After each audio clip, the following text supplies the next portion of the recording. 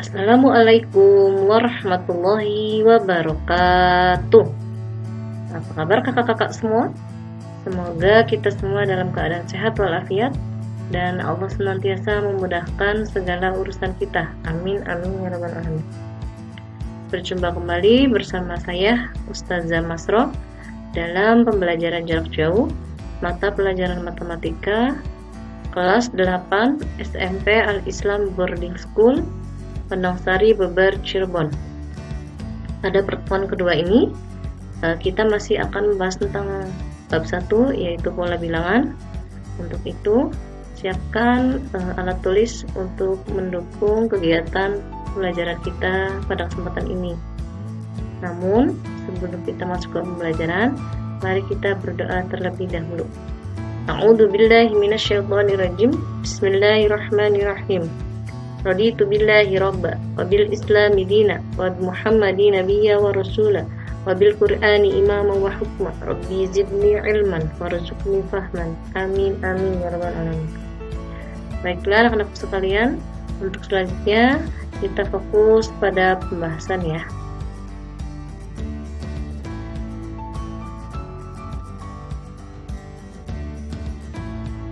Baiklah anak-anakku sekalian, masih di bab 1 pola bilangan. Kita akan membahas bagian C, yaitu menentukan persamaan dari suatu konfigurasi objek. Pengertian dari konfigurasi objek sendiri yaitu pembentukan susunan dari suatu objek. Nomor 1, pola bilangan persegi. Pengertian pola bilangan persegi yaitu suatu barisan bilangan yang membentuk suatu pola persegi. Adapun pola persegi adalah 1, 4, 9, 16, 25 dan seterusnya. Kita bisa lihat gambarnya di sini ya, sesuai dengan angka-angkanya. Jika kita lihat bentuknya sesuai dengan namanya itu seperti persegi.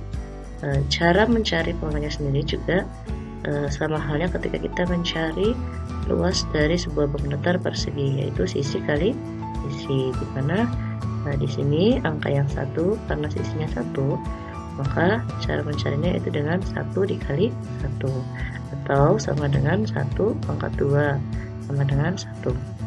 Begitupun dengan yang keduanya yaitu 4. Caranya dengan mengalihkan sisinya ada 2 ya, sepanjang 2, lebar 2, maka untuk mencari keduanya itu 2 dikali 2 atau sama dengan 2 pangkat 2 sama dengan 4.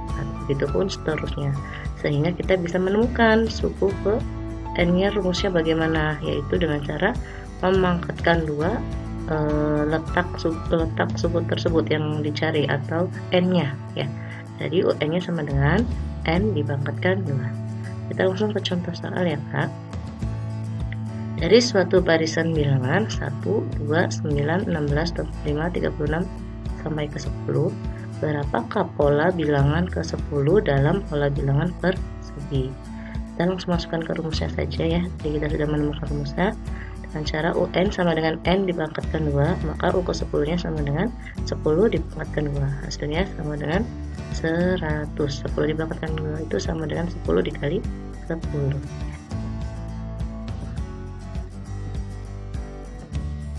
Selanjutnya yaitu pola bilangan persegi panjang. Pengertiannya sendiri yaitu suatu barisan bilangan yang membentuk pola persegi panjang. Adapun angka-angka yang menyusun dari pola persegi panjang yaitu 2, 6, 12, 20, 30 dan seterusnya. Adapun gambarnya kita bisa lihat ya, membentuk persegi panjang, pola-polanya ini membentuk persegi panjang ya. Sama halnya seperti tadi pada pola persegi panjang sendiri juga memiliki pola sama dengan ketika kita mencari luas dari bangun datar persegi, yaitu panjang kali lebar.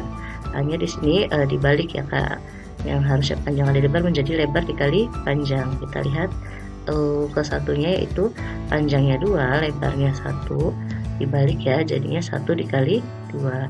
Duanya biar sesuai dengan letak dari sukunya, karena suku pertama maka duanya diubah menjadi 1 tambah titik-titik. Yang sesuai dengan 2 yaitu 1 tambah 1. Begitupun yang kedua, karena panjangnya ada 3, lebarnya ada 2, maka U keduanya sama dengan 2 dikali 3 sama dengan yang ini. Yang 2 3-nya harus sesuai dengan letaknya, maka yang sesuai dengan angka 2 harus ditambah 1 ya. 2 ditambah 1 hasilnya 3. Seterusnya sampai U yang ke N. Untuk itu UN nya kita bisa mencari dengan cara N dikali dalam kurung N ditambah 1 ya. Kita langsung ke contoh soal.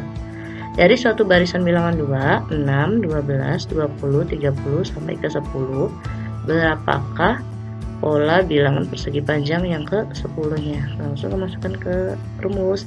Tadi UN nya kan sama dengan N dikali dalam kurung N ditambah 1. Maka U ke 10-nya sama dengan dimasukkan N nya. 10 dikali dalam kurung 10 ditambah 1. 10-nya tetap, 10 ditambah 1 sama dengan 11. 10 dikali 11 hasilnya 110 ya. Lanjut yang ketiga, yaitu pola bilangan segitiga ya. Adapun pengertian dari pola bilangan segitiga yaitu suatu barisan bilangan yang membentuk sebuah pola bilangan segitiga. Adapun angka-angka yang menyusun pola bilangan segitiga adalah 1, 3, 6, 10, 15 dan seterusnya. Gambarnya kita bisa melihat di sini ya, berbentuk segitiga. Segitiganya tidak hanya seperti ini. Ada yang segitiga siku-siku, ada yang segitiga sama kaki ya. Yang penting berbentuk segitiga. Ini tidak baku.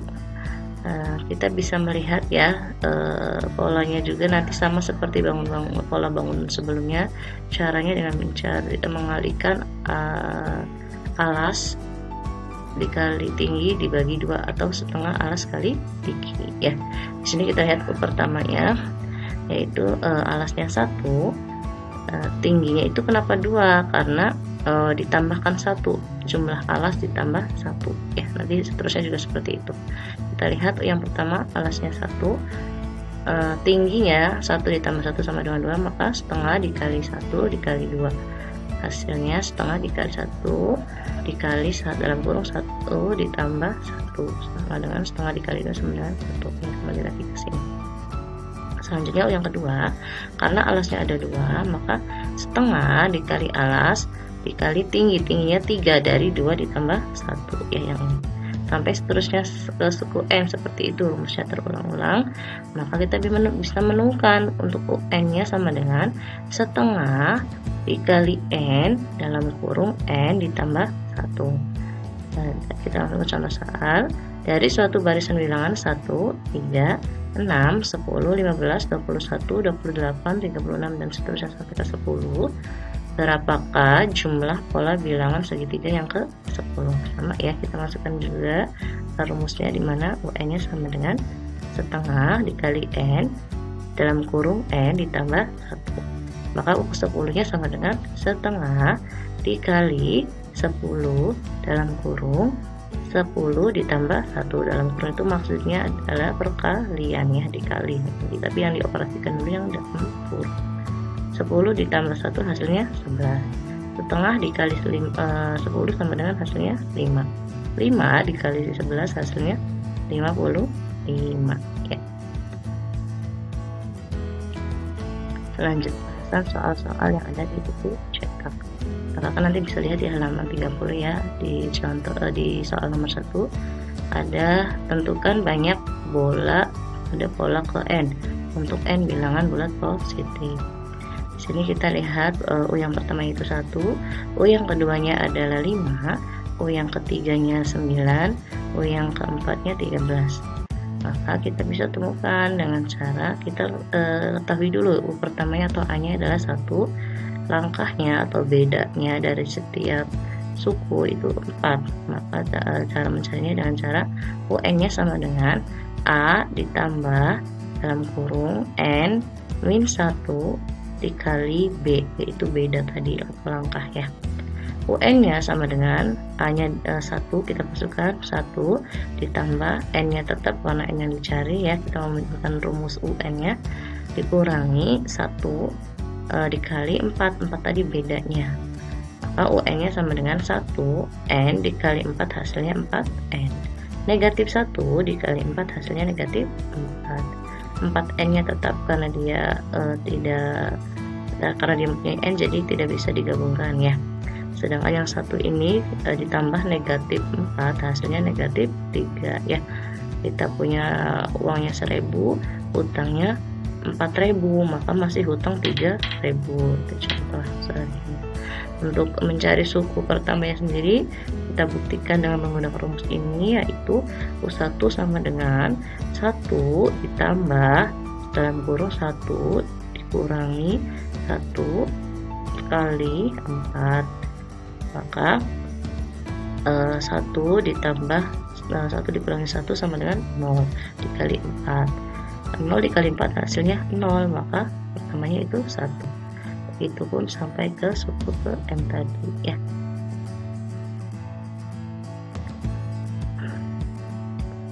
Ya, lanjut ke nomor 3, yaitu perhatikan susunan bilangan berikut. Susunan bilangan berikut dinamakan pola bilangan Pascal karena ditemukan oleh Blaise Pascal.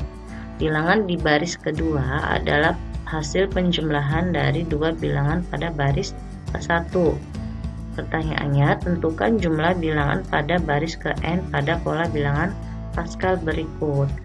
Kita bisa lihat di sini ya anak-anak. Untuk bilangan Pascal sendiri gambarnya bentuk segitiga ya, atau piramida ya, dimana angka baris pertama itu lebih kecil, sedangkan baris selanjutnya itu akan semakin panjang ya. Angkanya sendiri diawali dengan angka 1 di baris pertama, begitupun di baris-baris selanjutnya sampai ke n itu awalnya pasti 1 ya. Begitupun diakhiri dengan 1. Yang di tengahnya ini merupakan hasil dari penjumlahan angka-angka yang di atasnya. Seperti pada 2 ini merupakan hasil penjumlahan dari 1 ditambah 1. Yang 3 merupakan penjumlahan dari 1 ditambah 2. Yang 3 ini merupakan penjumlahan 2 ditambah 1. Yang 4 ini baris ke-5 ya, dari 1 ditambah 3. 6 ya, dari 3 ditambah 3. 4 dari 3 ditambah 1. Begitu polanya sampai suku ke n atau un ya.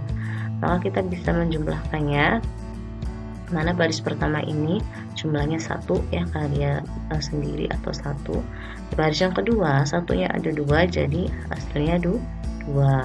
Baris yang ketiga ada 3 angka, kita jumlahkan 1 ditambah 2 ditambah 1 hasilnya 4 ya. Begitupun sampai suku ke n. Jika kita lihat semua angka hasil penjumlahannya itu merupakan hasil dari pangkat ya, 2 dipangkatkan ternyata ya, atau kuadrat, bilangan kuadrat dari 2, dimana 1 ini merupakan hasil dari 2 dipangkatkan 0 ya. Yang keduanya, baris kedua 2 dipangkatkan 1 ya. Baris yang ketiganya 4 dipangkatkan 2 dipangkatkan 2. Begitupun sampai ke n ya. Nah, kita lihat di sini ketika barisnya 1 dia pangkatnya 0, berarti caranya itu dengan 2 dipangkatkan 1 dikurangi 1 ya. Yang kedua tadinya 2 dipangkatkan 2 sesuai dengan letaknya, hanya dikurangi 1 menjadi 2 pangkat 1. Begitupun yang ketiga tadinya 2 pangkat 3 dikurangi 1 menjadi 2 pangkat 2. Jadi pengurangan itu tiap langkah 1 ya pangkatnya, sampai suku ke n nya sama dengan 2 dikali n 2 pangkat n dikurangi 1 ya kan. 4. Perhatikan bilangan-bilangan yang dibatasi oleh garis ungu berikut. Jika pola bilangan tersebut diteruskan hingga ke n, untuk n bilangan bulat positif, tentukan a. jumlah bilangan pada pola ke n, b. jumlah bilangan hingga pola ke n ya. Kita bisa lihat di sini polanya ya yang di garis ungu tadi kan. Kita langsung jawab ke jumlah bilangan pada tiap pola. Yang pertama polanya yaitu 1, kita lihat ini 1 angkanya ya. Jadi yang keduanya kita tulis 1, yang keduanya ada 2, ada 4, ada 2. Jadi kita tulis jumlahnya itu ada 8 ya. Yang ketiga 3 tambah 6 tambah 9 tambah 6 tambah 3 hasilnya adalah 27. Seterusnya nanti sampai ke n kita bisa lihat di sini ternyata 1, 8, 27 ini merupakan pangkat 3 ya dari sebuah bilangan. Bilangnya itu sesuai dengan letaknya ya, dimana pola ke 1 hasilnya juga berasal dari 1 pangkat 3. Pola kedua 8 tadi jumlahnya hasil dari 2 pangkat 3. Sampai ke pola ke n kita bisa temukan ternyata rumusnya itu yaitu sesuai letaknya dipangkatkan 3. Jadi UN-nya sama dengan n dipangkatkan 3 ya. Selanjutnya yang ke B, jumlah bilangan hingga pola ke n. Di sini ditulis semuanya jumlahnya berapa gitu kan.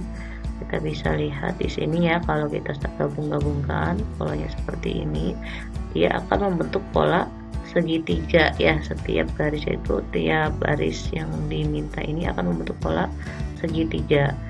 Karena dia di dalam pola persegi, maka kita akan memasukkan dua rumus ini untuk mencari jumlah suku ke n-nya ya, jumlah suku n, bukan suku ke n tapi jumlahnya berapa segininya. Ada segitiga di dalam bangun persegi, maka rumus segitiganya dimasukkan ke dalam rumus persegi ya. Kita lihat di sini SN-nya ya, yang SN-nya sama dengan rumus segitiganya kan setengah dikali n dikali dalam kurung n ditambah 1 ya, tadi yang kita bahas pas yang bagian 3 dipangkatkan 2. Pangkatkan 2 itu dari rumus baris pada pola bilangan persegi ya. Kita coba ini yang sudah ketemu tadi ya, 1 ditambah 8 ditambah 27 hasilnya 36. Kita coba ke S ketiganya ya, ini ada 3, 1, 2, 3 jumlahnya ya. Masukkan ke rumus setengah dikali 3 dikali 3 dalam kurung 3 ditambah 1 dipangkatkan 2, maka hasilnya setengah dikali 3 dikali 4, 3 tambah 1 nya 4 ya, terus hasilnya dipangkatkan 2. 3 dikali 4 hasilnya 12, maka 12 dikali setengah dipangkatkan 2 hasilnya 36 ya. Untuk latihannya yang nomor 1 yaitu tentukan banyaknya lingkaran pada pola ke 100 pada pola bilangan berikut. Ini pola bilangan persegi panjang ya Kak. Yang kedua, tentukan banyak lingkaran pada pola ke 10 pada pola berikut, pola ke bilangan segi 3. Yang ketiga, perhatikan susunan pola bilangan Pascal ya. Nanti Kakak lihat, perhatikan lagi pola bilangan Pascalnya rumusnya bagaimana. Terus tentukan jumlah bilangan pada baris ke-5-nya ya. Nanti seperti biasa dikerjakan menggunakan cara, lalu dimasukkan ke dalam Google Form yang nanti linknya akan Ustazah bagikan lewat PA ya, karena sebagian besar sudah berhasil kemarin. Jadi untuk soal yang kedua ini, tugas yang kedua, usahakan semuanya menggunakan Google Form ya sayang. Anak-anak, walaupun kita masih dalam suasana pandemi ya, yang masih mengharuskan aktivitas sebagian besar kita ada di rumah, kita tetap harus semangat dalam melakukan kebaikan-kebaikan apapun itu ya, selama masih Allah ridhoi. Entah itu kita membantu kedua orang tua, tetap istiqomah dalam pembelajaran tahfiz, pelajaran umum dan sebagainya ya. Karena Allah sendiri berfirman dalam Al-Quran,